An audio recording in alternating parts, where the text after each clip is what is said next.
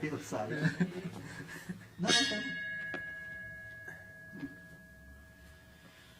Bom, vamos dar início então à nossa reunião do grupo de estudos, hoje recebendo a visita dos parentes aí de Santa Maria, né? Então aqui, irmã da Irene, o cunhado Edson, os filhos aí, Edinho, Marielle e a Michele. E então a ideia agora é, já que estamos assim com pessoas que com certeza nunca participaram dessas nossas discussões, com exceção da Marielle, que acompanha às vezes pela internet em Santa Maria, eu vou tentar então fazer expor novamente o que nós estamos fazendo aqui, de que forma então nós estamos tentando conduzir as nossas discussões, as nossas reflexões, os nossos estudos, com o propósito de ser o mais objetivo, mais claro possível, né? Porque, obviamente, em se tratando da primeira participação de algumas pessoas, não adiantaria nós retomarmos a pauta pelo ponto que nós encontramos hoje, que é o exame da ação humana, que depois no final até posso retomar, porque essa semana divulguei um texto. Não sei se tu recebeu, Tércio, aquele primeiro que eu te mandei, sim. Ele estava agora sim, eu finalizei o trabalho, mandei para o Paulo Brau, mandei para todo mundo. O Guilherme também recebeu.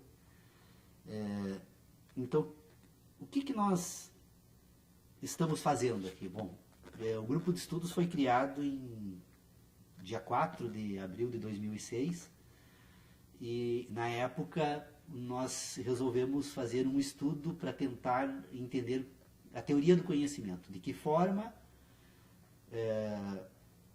tem se examinado esta questão que diz respeito, então, aos estudos que foram feitos até hoje sobre a inteligência humana, sobre o conhecimento humano. Iniciamos, então, o grupo em 2006, o Dr. Pedro Osório, que é o nosso mais antigo participante do grupo, foi ele, inclusive, que fez então essa primeira palestra.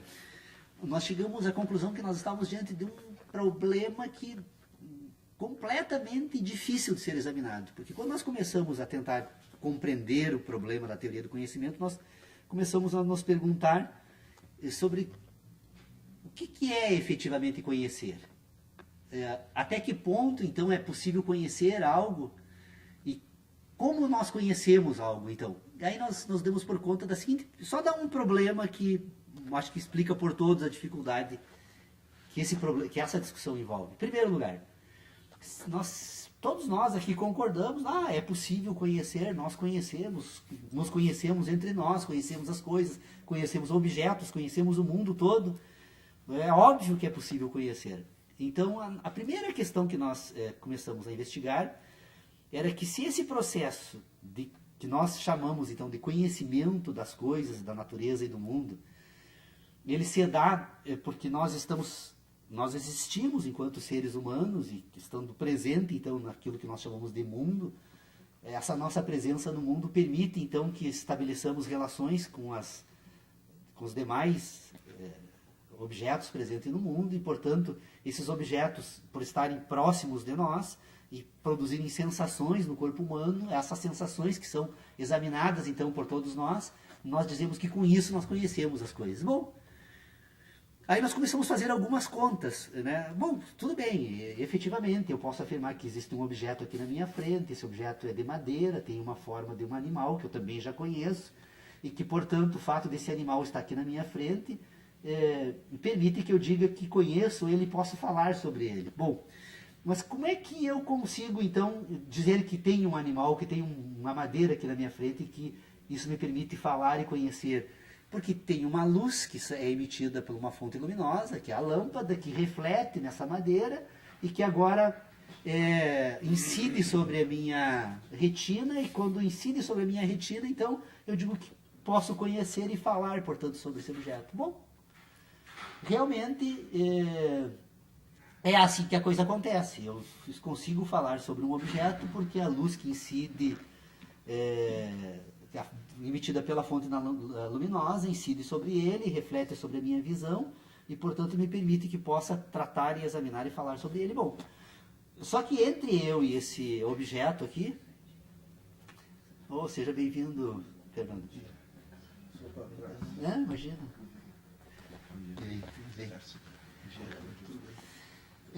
Então, o fato desse objeto estar próximo da minha retina e o fato da fonte luminosa também estar próxima, isso praticamente ocorre quase que de uma forma instantânea. Mas aí nós nos demos por conta da seguinte situação. Bom, esse objeto é possível tratar dessa forma porque se encontra aqui, mas como fica quando eu falo, por exemplo, de uma estrela, né?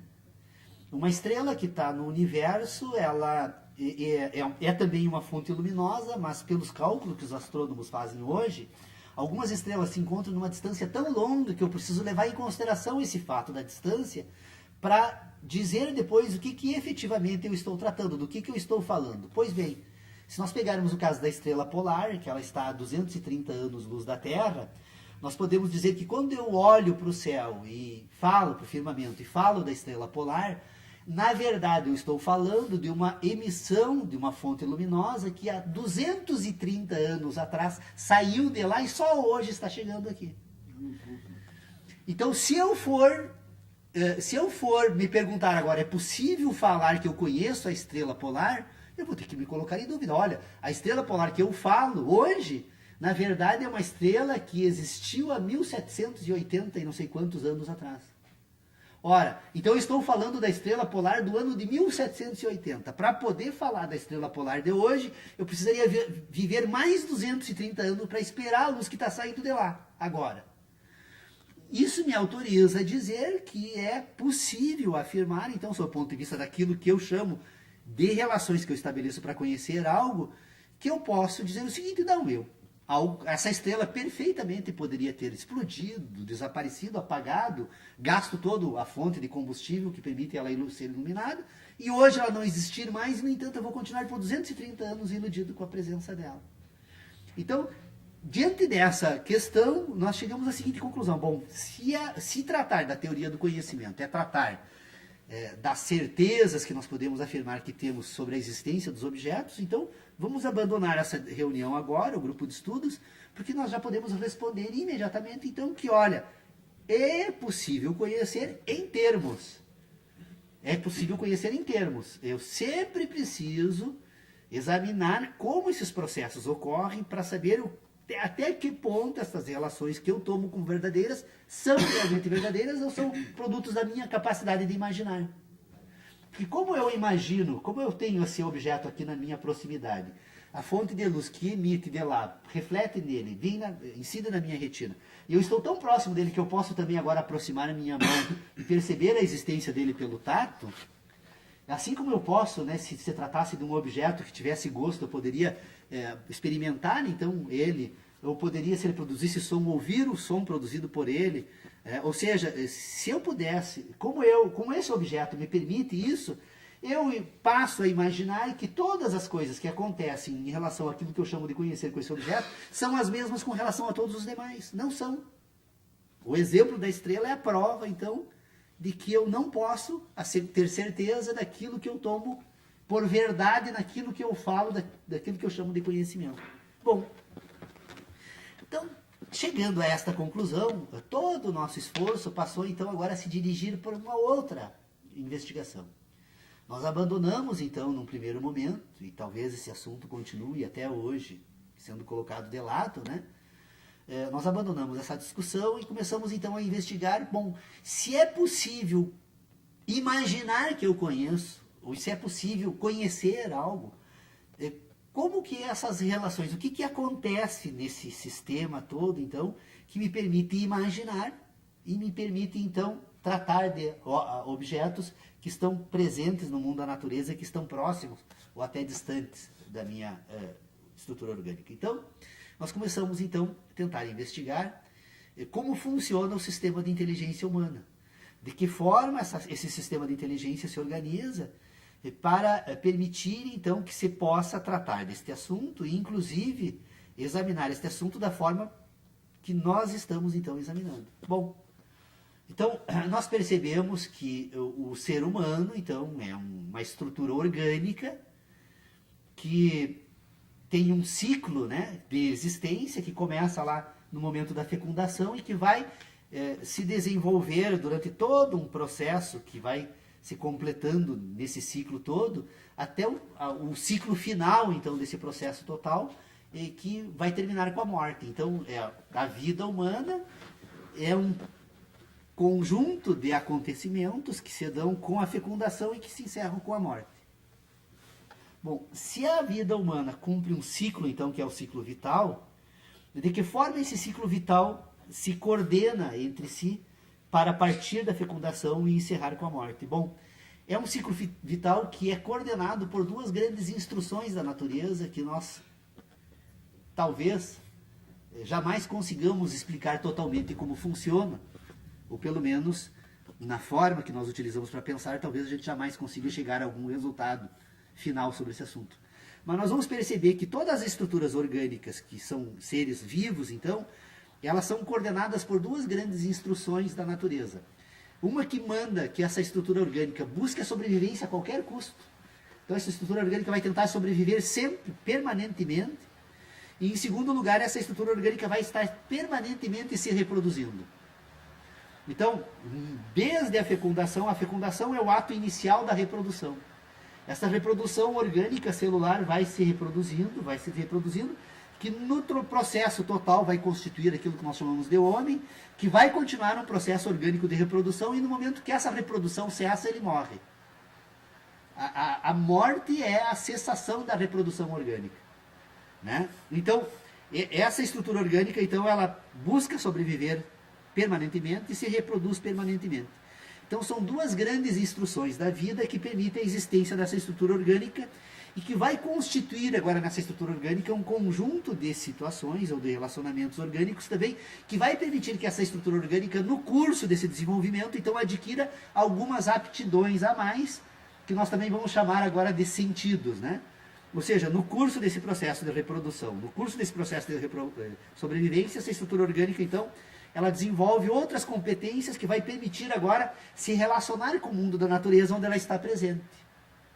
Então, desde a fecundação, essa estrutura passa a existir no mundo da natureza e ela vai se relacionando com o mundo da natureza, buscando nesse mundo da natureza determinados materiais, elementos da natureza que são necessários à reprodução e à sobrevivência, e vai, com isso, desenvolvendo determinados mecanismos de relacionamento nessa estrutura, e num determinado momento, essa estrutura orgânica adquire uma aptidão, que é a mais importante de todos, que nós estamos examinando, que é a aptidão, a capacidade de pensar, de produzir ideias, de ter ideias.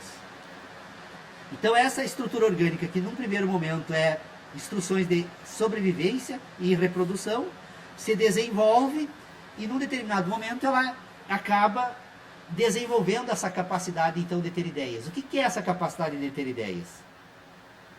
É a capacidade, então, que esta estrutura orgânica tem de, ao receber das relações que ela estabelece com esse mundo natural, que é o mundo da natureza, destas relações que a estrutura orgânica estabelece com o mundo da natureza, com o auxílio das sensações, ela vai ordenando essas sensações, e ao ordenar essas sensações, esta ordenação das sensações, elas tentam representar a ordenação do mundo da natureza.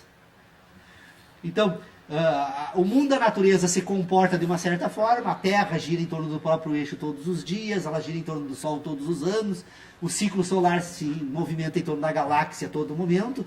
Esse movimento universal, que se apresenta de uma forma, então, macro-universal, ela vai se reproduzindo, e se nós formos examinar esse mundo da natureza, em qualquer âmbito de exame do mundo da natureza, nós vamos perceber que há um processo em curso no espaço. Permanentemente todos os elementos da natureza se relacionam entre si, e ao se relacionarem entre si, num determinado momento destes relacionamentos, que são startados pela fecundação, produz o homem. Então nós temos uma estrutura orgânica que é o homem, e temos um mundo que continua em permanente movimento, em permanente transformação. É um processo que essa estrutura orgânica, num determinado momento, vai perceber que aquilo que ela vai denominar então agora de universo, que vai constituir essa capacidade de pensar, não é nada mais, nada menos do que um processo, um complexo processo que se desenvolve no espaço. O universo é um processo no espaço, o universo é movimento no espaço. Se nós formos observar desde as estrelas até a mais insignificante, se é possível dizer que seja insignificante partícula, nós vamos perceber que desde a mais insignificante partícula a todo aquilo que nós chamamos de universo, há movimento, é um processo que se move no espaço. Então, esta estrutura orgânica, num determinado momento, ela percebe esse movimento. Ela constitui um universo de participação onde ela se encontra presente. Esse universo, então, que se produz no espaço, e que essa estrutura orgânica se encontra presente em movimento no espaço, porque todas as estruturas orgânicas que compõem essa pessoa, esse sujeito, esse indivíduo, a palavra sujeito não cabe aqui, essa estrutura orgânica, ela também é movimento no espaço. Então, como o universo é um processo no espaço, e como a estrutura orgânica, então, ela aprende agora a distinguir esse movimento no espaço, na medida em que ela percebe que esse movimento produz sensações, e que essas sensações podem ser ordenadas entre si, e que esse universo pode ser relacionado entre si, das relações estabelecidas do universo, da ordenação das sensações, essa estrutura orgânica vai agora constituir aquilo que nós chamamos então de inteligência humana, ou razão humana, ou capacidade humana de pensar sobre o universo e pensar sobre si e pensar sobre as coisas. Então vocês percebam que é um universo em curso no espaço e há uma estrutura orgânica que ordena as sensações e que relaciona esse universo em curso no espaço. Então, das relações estabelecidas entre as sensações e das relações entre o processo em curso no espaço, essa estrutura orgânica vai constituir aquilo que nós chamamos agora então de estrutura formal de inteligência, ou a capacidade que ela vai desenvolver então agora a partir daí de pensar sobre o mundo da natureza. É claro que esse tema é por demais complexo e eu apenas estou expondo dessa forma, para não deixar de lado toda essa consideração relevante, para poder falar sobre aquela questão, então, lá inicial que eu estava tratando aqui, que é a capacidade humana de pensar. Deixando isso, que poderia, então, eu poderia ir adiante, a Marielle já participou e até já me fez várias vezes questionamentos, inteligentes questionamentos, diga-se de passagem, sobre a questão do sistema hepta-animal de inteligência. Esta relação entre a estrutura orgânica e esta relação com o universo, que essa estrutura orgânica aprende a relacionar, ela vai constituir agora um sistema de inteligência que vai permitir desenvolver, então, a inteligência humana, que, ao contrário do que nós pensamos, ela não é guiada por 5 sentidos, mas por 7 sentidos. Ou seja, as instruções de sobrevivência e de reprodução, que constituem, então, o primeiro sistema de sentidos humano, ela vai se apresentar para essa estrutura orgânica, então, como racionalmente, como as sensações de dor e de prazer. Então, essa estrutura orgânica que se reproduz e que sobrevive, ela tem como mecanismo interno, endógeno, dentro dessa estrutura, de orientação racional, as instruções que ela recebe pela dor e pelo prazer. Destas duas relações da dor e do prazer, e mais as 5 que são exógenas, ou seja, que se projetam para fora dessa estrutura orgânica, ela vai constituir agora um sistema de relacionamento que relaciona as 7 entre si e vai constituir então agora um sistema de inteligência que nós podemos chamar de um sistema hepta-animal de inteligência, porque são 7 sentidos relacionados entre si que vão conduzir então a ação dessa estrutura orgânica no mundo da natureza na busca da sobrevivência e da reprodução. Agora a reprodução também se projeta para fora dela. Quando essa estrutura orgânica se reúne com outra estrutura orgânica, elas passam agora a fazer uma reprodução que não é mais apenas endógena, mas também exógena, que vai produzir um novo indivíduo, que vai constituir uma nova cadeia, que vai trazer as instruções herdadas dessa estrutura anterior e vai permitir, então, que haja, inclusive, não apenas a reprodução endógena, mas a perpetuação da espécie, né? Mas deixando de lado a questão da inteligência hepta-animal, para voltar a falar sobre a capacidade de pensar, a questão mais importante de todas, então, com relação a isso, é que, na verdade, nós, iludidos, então, por essa capacidade que nós desenvolvemos de perceber a presença dessa onça aqui, da mesma forma que nós tratamos das estrelas, essa capacidade, que é a capacidade de constituir um sistema de ideias e, portanto, agora desenvolver uma capacidade de ordenar o sistema de ideias para poder pensar sobre isso, pensar sobre o mundo pensar sobre si e coordenar as ações humanas, ou seja, desenvolver um sistema de cultura, a capacidade de pensar, então, ela se dá da seguinte forma: nós pensamos porque relacionamos. O indivíduo se descobre pensando quando ele percebe que é possível relacionar esses processos que se desenvolvem no espaço, em que ele vai denominar de universo, e que ao ordenar esse universo ele vai constituir um mundo. O mundo das ideias é um mundo que nós organizamos a partir dos relacionamentos que são construídos a partir das relações que se estabelecem nesse processo que nós denominamos de universo.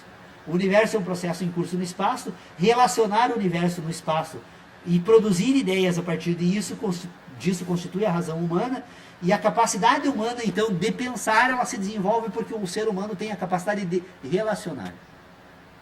Alguém me diria, relacionar o quê? Bora, relaciona relações e relaciona sensações. Para explicar um pouco melhor essa questão aqui, obviamente que é impossível para um público que nunca participou das reuniões, e nós estamos há 8 anos, né, 7 anos, embora alguns com mais ou com menos tempo, fazendo esse esforço, mas o que nós vamos perceber nessa capacidade humana de pensar, então, é que essa estrutura orgânica que pensa, ela precisa, então, ser separada. É necessário tirar deste ambiente de inteligência, separar desse ambiente de inteligência essa capacidade humana de pensar, para fazer uma pequena pausa para dizer que tudo aquilo que nós tratamos até agora, dessa concepção e deste ciclo que se encerra com a morte, e que num determinado momento entre a concepção e a morte, essa estrutura orgânica desenvolve a capacidade de sentir, nós vamos perceber então que esta estrutura orgânica, ela tem uma estrutura dela que sente.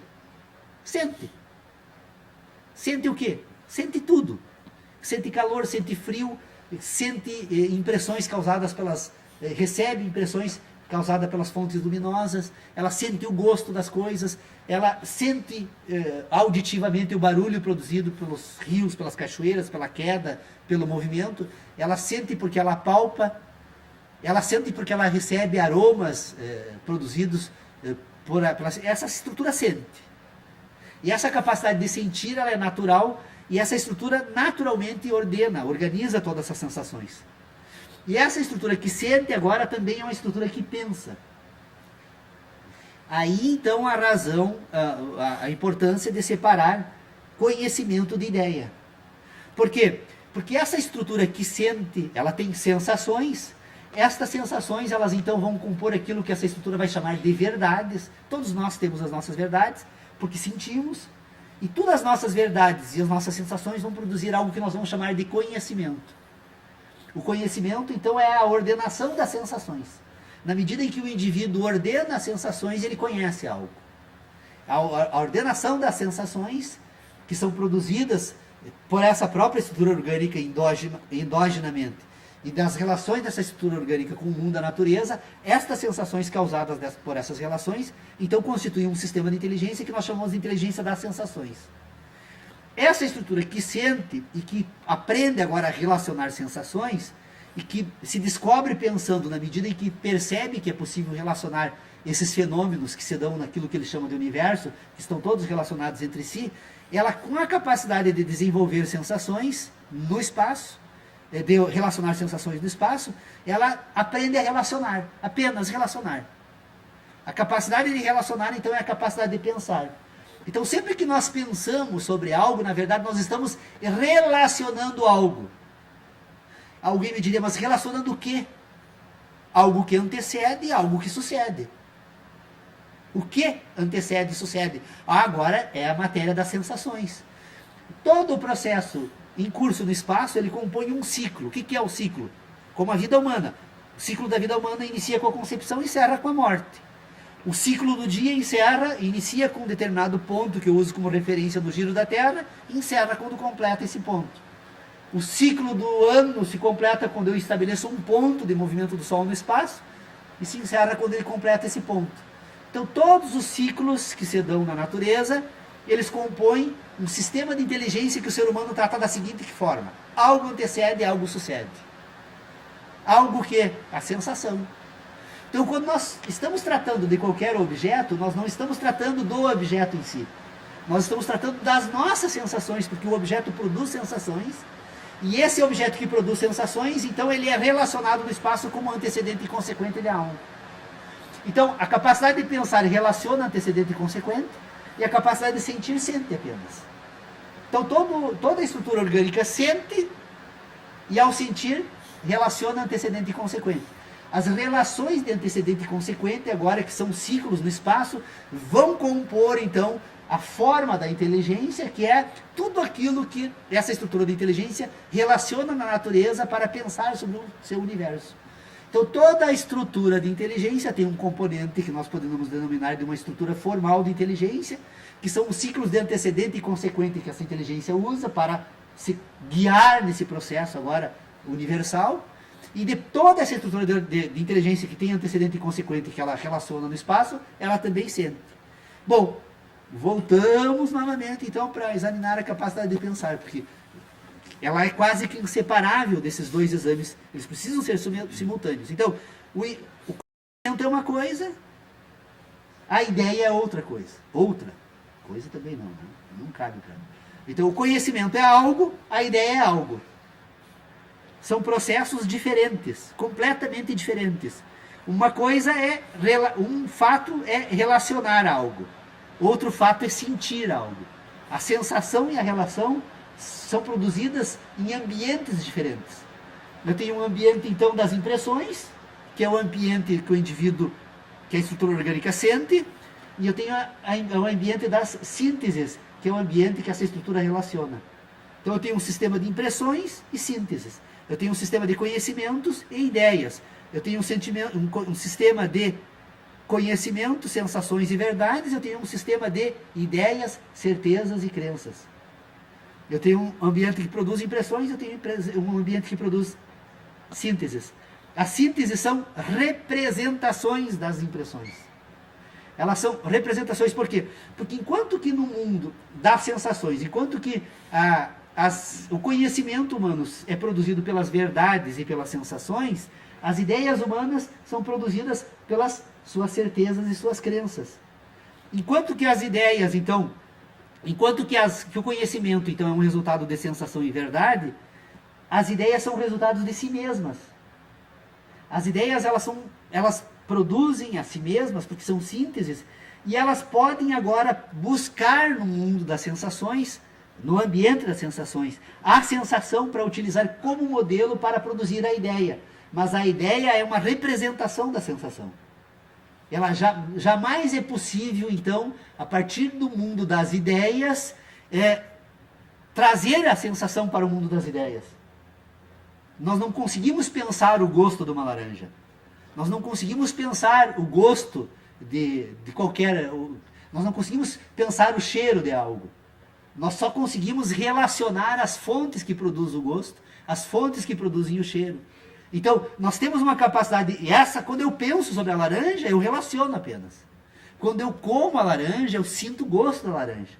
A laranja, quando eu como a laranja, ela me imprime nessa estrutura orgânica uma sensação. Quando eu penso, eu apenas relaciono as fontes que produziram aquele gosto e aquela relação. Então, vocês percebam a necessidade de separar as ideias das sensações. A importância de separar verdade, conhecimento e sensação de certezas, ideias e crenças. Nós estamos tratando de âmbitos completamente distintos. Então, quando nós pensamos, nós estamos trabalhando, estamos examinando um âmbito de inteligência em que esse sistema de inteligência apenas produz representações do mundo da natureza em que ele sente sensações. Então, nós temos um mundo das sensações e um mundo das representações.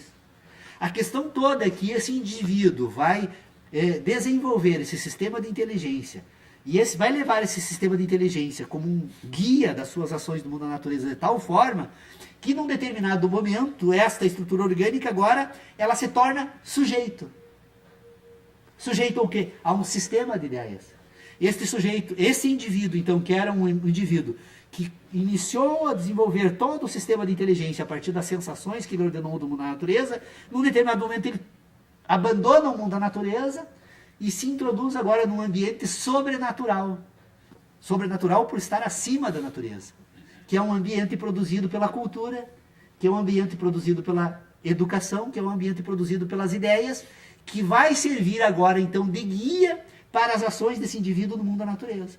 Então, esse indivíduo da natureza recebe toda essa bagagem junto com a ancestralidade, porque o convívio social, familiar, vai fazer com que a sua família, de forma imperceptível, porque nem ela percebeu que foi sujeita a isso, vai sujeitar esse indivíduo agora a um sistema de ideias. Abandono do mundo da natureza para viver no mundo de ideias, que é o que nós vivemos hoje. O mundo do homem é um mundo de ideias que serve para lhe guiar e que nem sempre essas ideias são fundamentadas nos fenômenos naturais que são produtores das ideias. Como o exemplo, que eu retomo aqui novamente da estrela, que nós seríamos chamados de loucos se reuníssemos uma multidão hoje e apontássemos para o universo e dizíamos, olha, vocês podem duvidar que essas estrelas existam.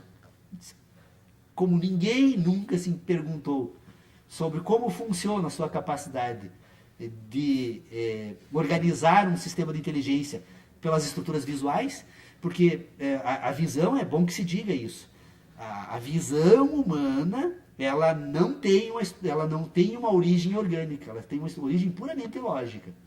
As sensações que nós ordenamos através da visão, por meio da visão, são ondas, diferentes comprimentos de ondas de luz, que por uma capacidade orgânica do nosso cérebro, diferenciando esses diferentes comprimentos de ondas de luz, nós conseguimos construir um sistema de inteligência que ordena forma e espaço.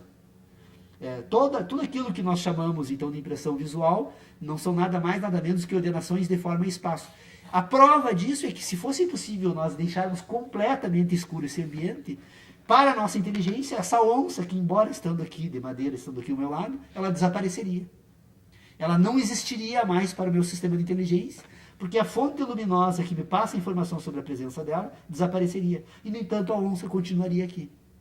No entanto, se fosse uma onça que estivesse emitindo cheiro ou barulhos, mesmo desaparecendo a fonte de luz, a estrutura orgânica do meu corpo continuaria recebendo informações sobre a presença dela.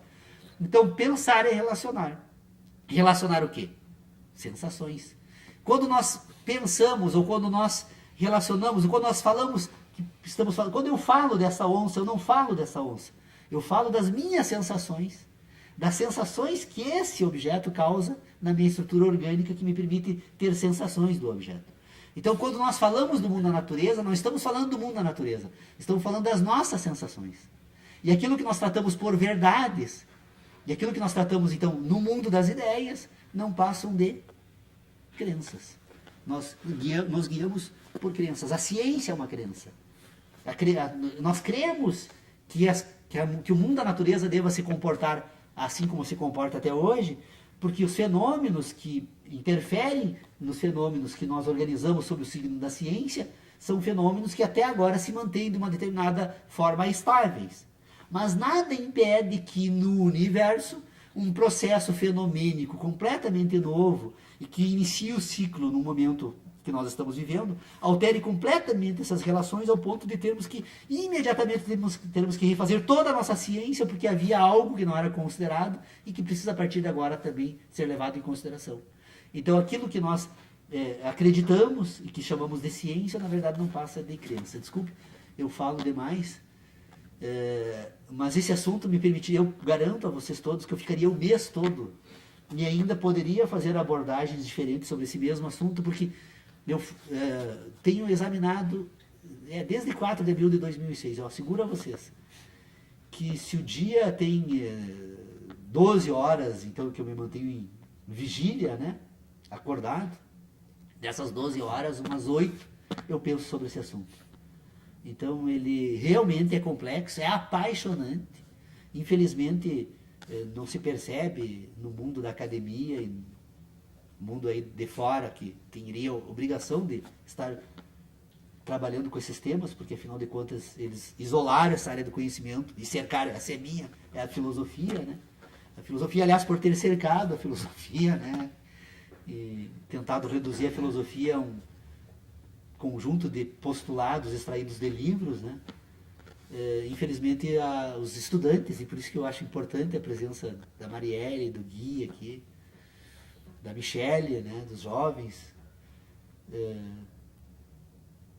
com toda certeza, o Edinho, não sei exatamente de que forma ele está conseguindo entender, depois nós vamos conversar sobre esse assunto, quero ver se ele realmente conseguiu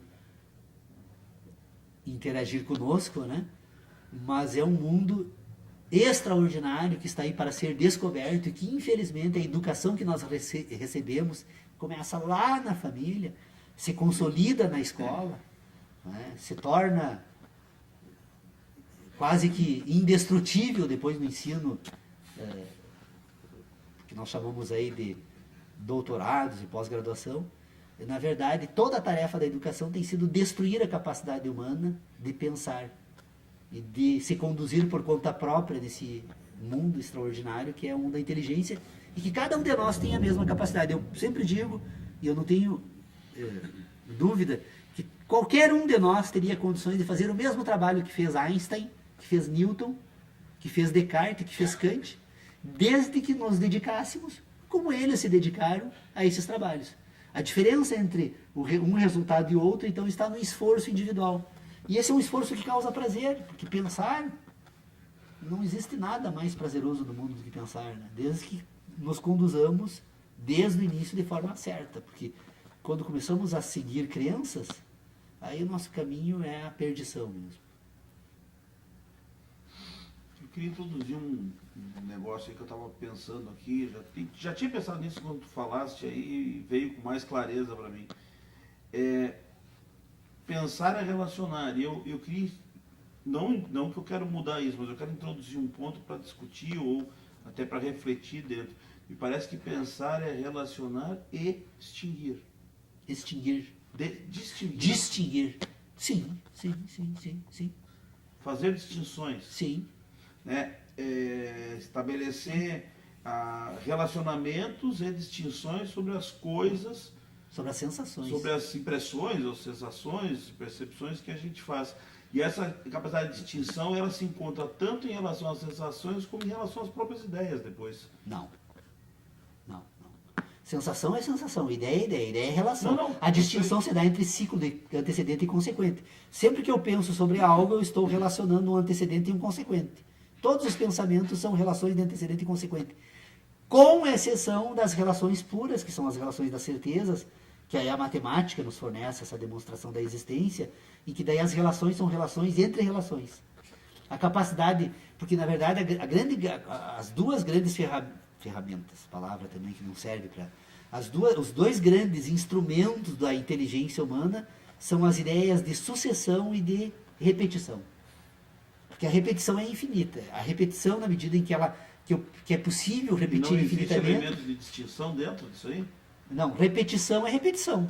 Mas não distingue para repetir? Não distingue. A repetição não distingue. Porque a repetição é uma repetição, 2 repetições, 3 repetições, são repetições, elas apenas se distinguem pela quantidade de repetição, que nós podemos... A ideia de quantidade... se distingue para poder identificar.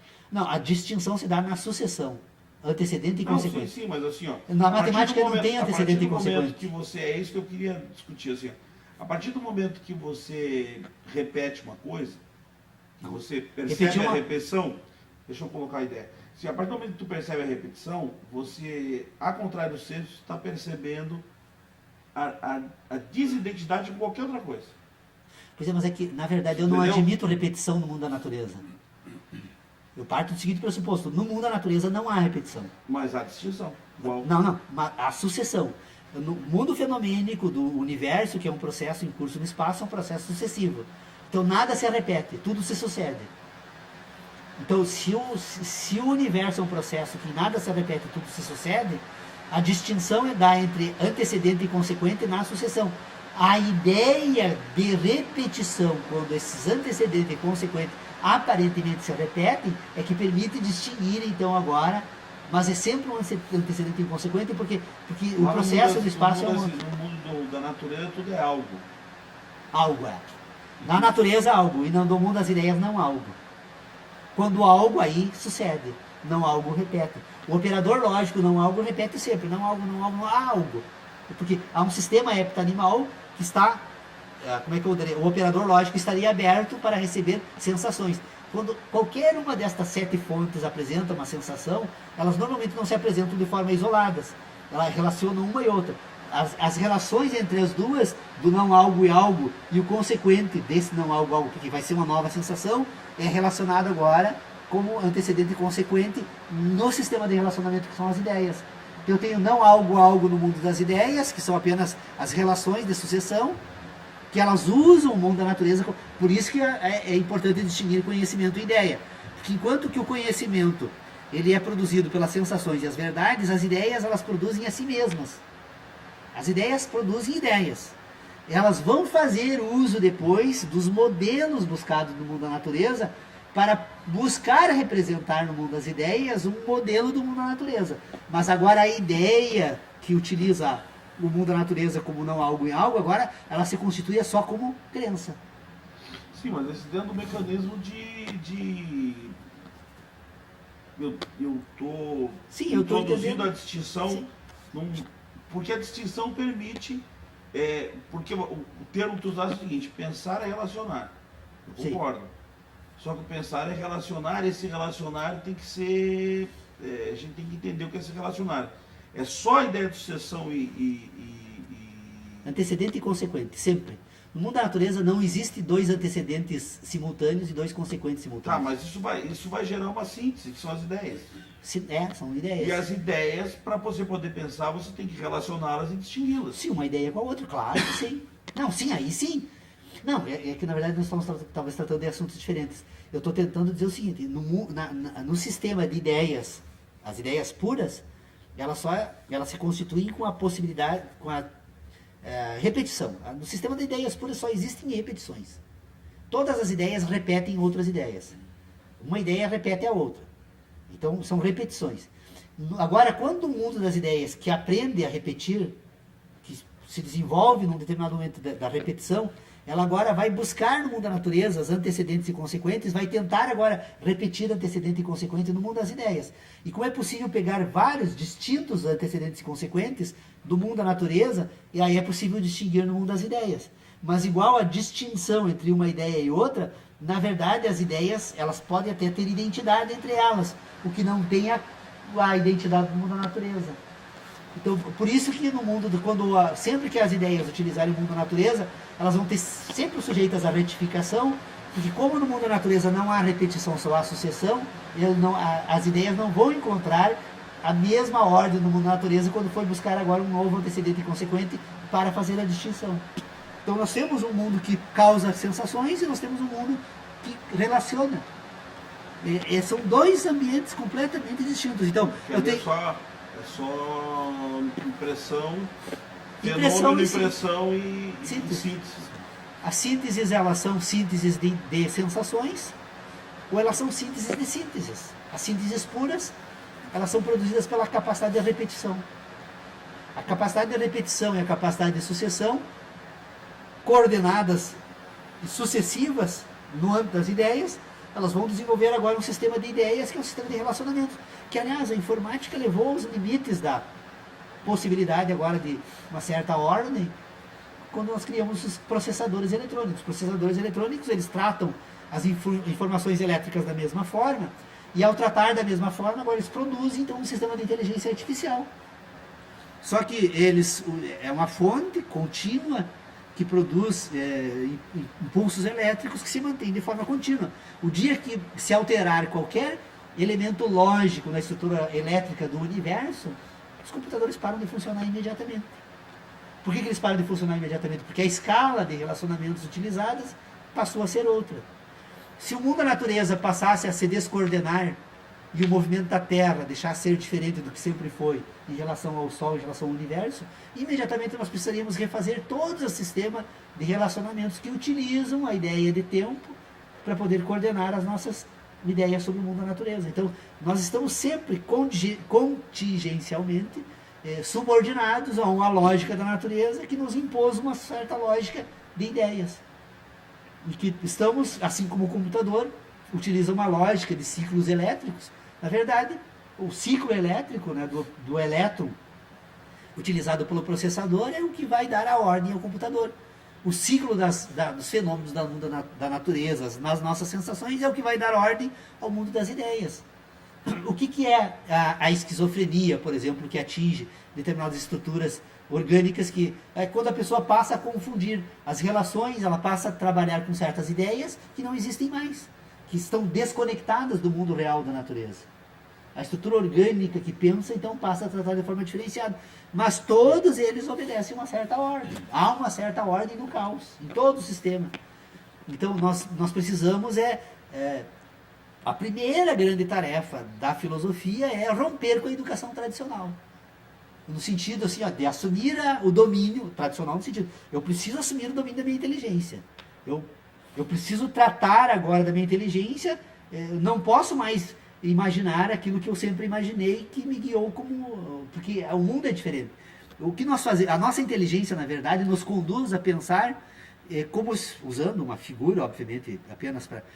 como se eu estivesse na frente de um espelho e acreditando que o mundo real é aquele que está dentro do espelho, não o que está do lado de fora. A nossa inteligência faz conosco a mesma coisa.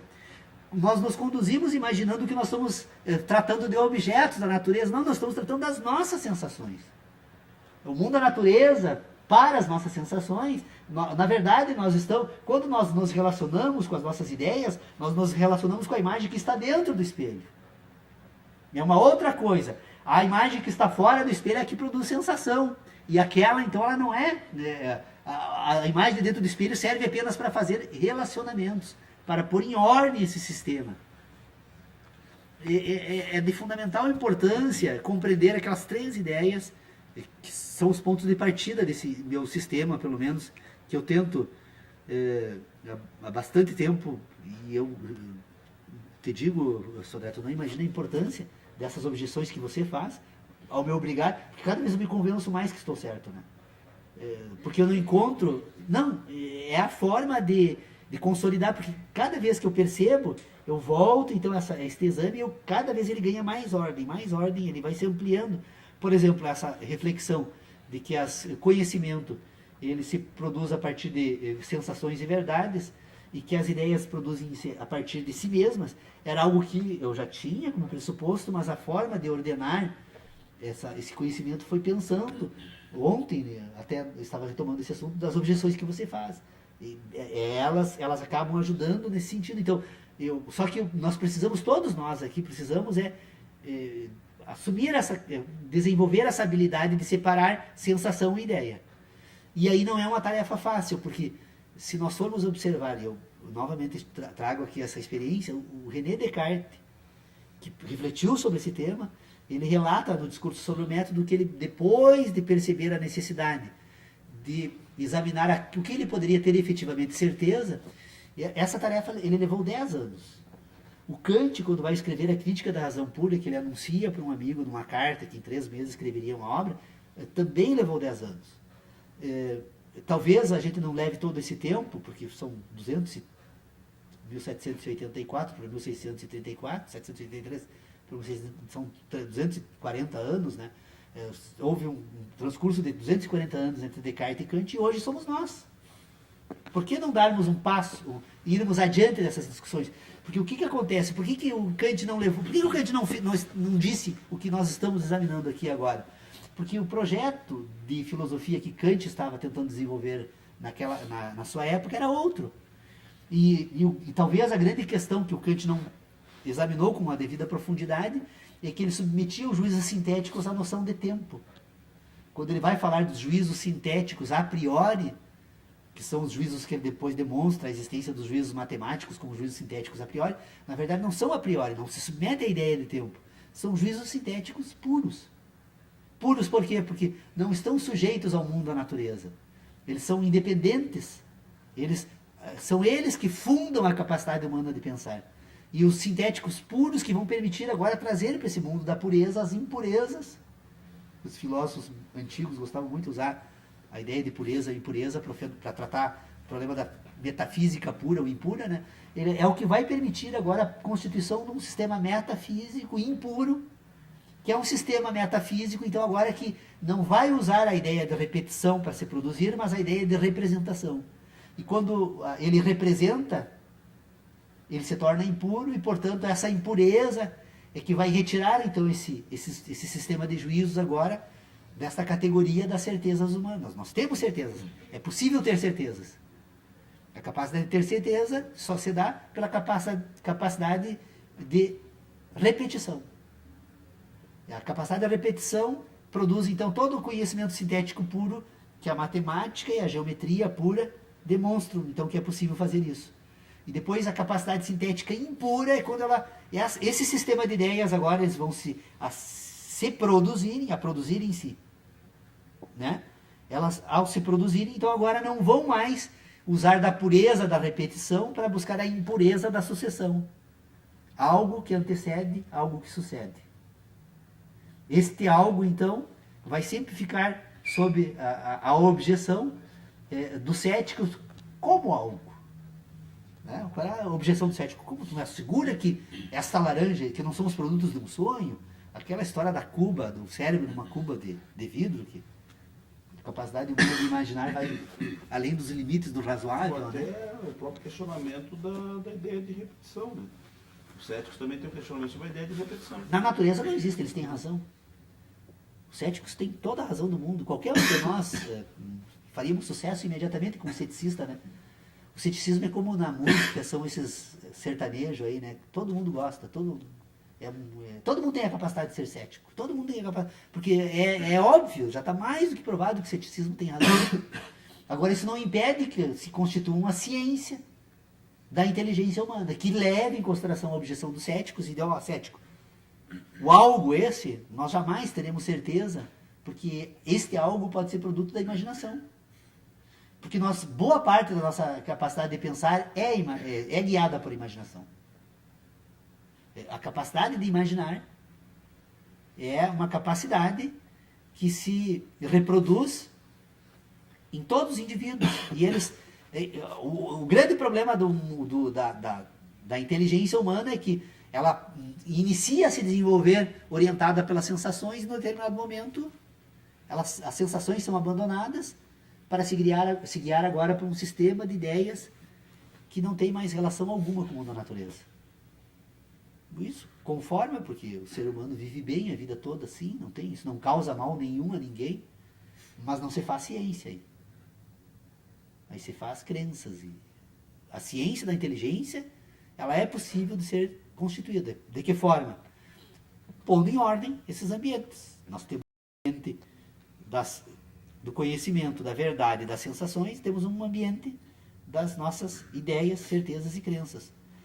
O ambiente das sensações, do conhecimento e das verdades vai constituir um mundo, então, da ética humana, o mundo da ação humana. Toda a ação humana é conduzida, então por um sistema ético, por um sistema de conhecimentos, de verdades e de sensações, e vai permitir agora que esta existência humana desenvolva um outro sistema, em que nós temos, então, as ideias, nós temos as certezas, temos as crenças, temos a moral, e agora a grande diferença é quando esse sistema se emancipa, e torna, então, agora esse ambiente da ética, do conhecimento das sensações e das verdades, submete ele. Ou seja, nós temos dois grandes sistemas de inteligência. É possível um sistema em que todo esse sistema submeta as ideias, ou todas as ideias submetem esse sistema. E a prova do nosso sistema, que nós somos conduzidos pelo um sistema puramente moral, é que nós permanentemente somos chamados a prestar explicações sobre as nossas ideias, né? E que nem sempre elas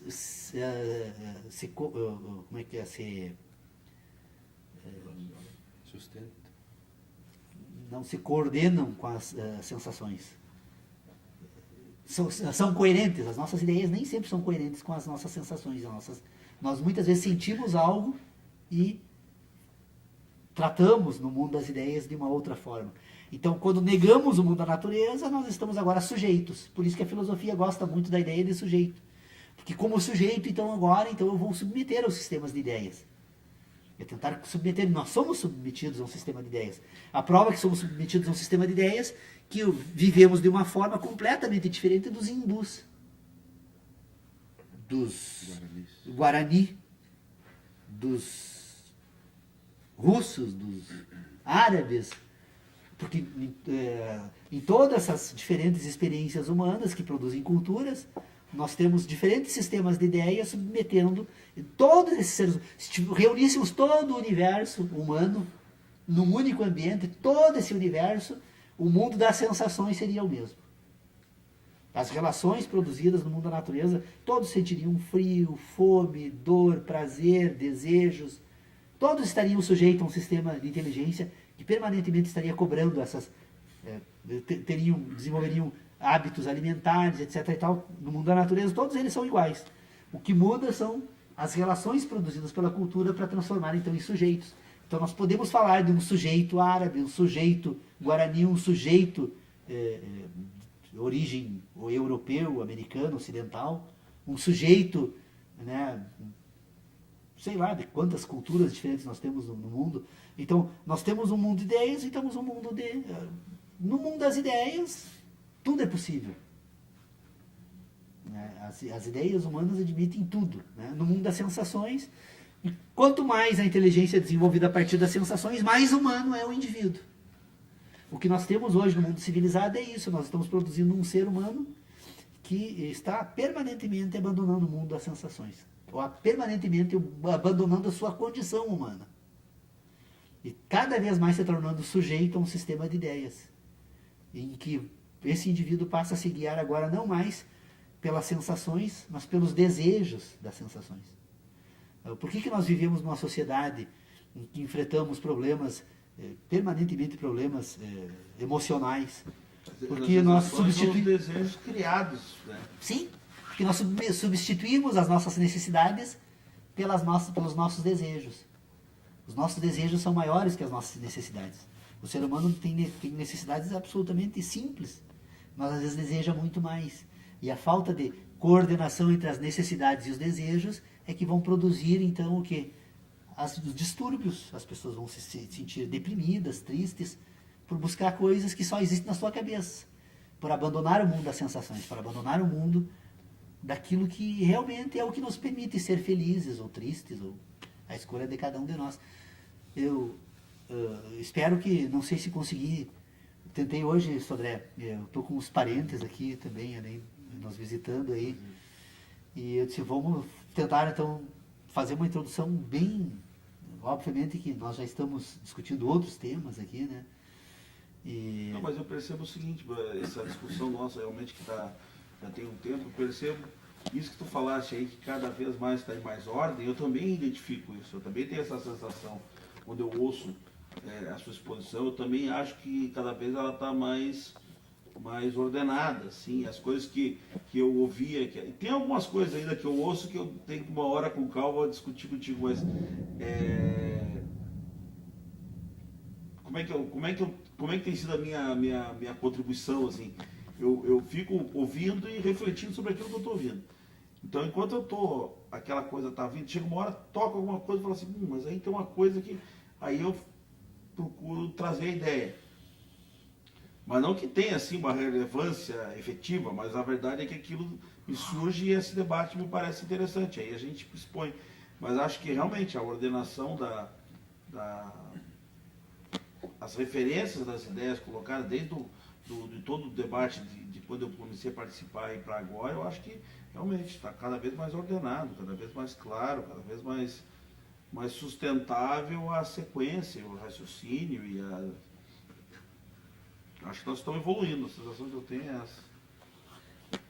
Com certeza são novas ideias. Pode que a gente não resolva todos os problemas da filosofia, mas pelo menos eu acredito que é possível examinar de uma forma diferente, porque a forma tradicional que utilizamos até hoje, ela está nos levando para um ambiente caótico, né? A filosofia tem involuído, né? Cada vez, porque... A filosofia reconhece isso, né? Que está em crise faz 200 anos e está com dificuldade de superar a crise instituída e que leva à crise das outras ciências também, humanas principalmente, né? E algumas sociais aplicadas como direito e outras que precisam ter essa essa ordenação clara dos marcos teóricos, marcos referenciais para poder pensar, né? Os conteúdos. Sim. Pois então, vamos encerrar a nossa reunião. E o nosso Bedel ali, o Lucas Leal. O Lucas é o único que não aparece nas nossas reuniões porque fica coordenando a transmissão. Mas é o mais antigo dos mais novos filósofos aqui, né?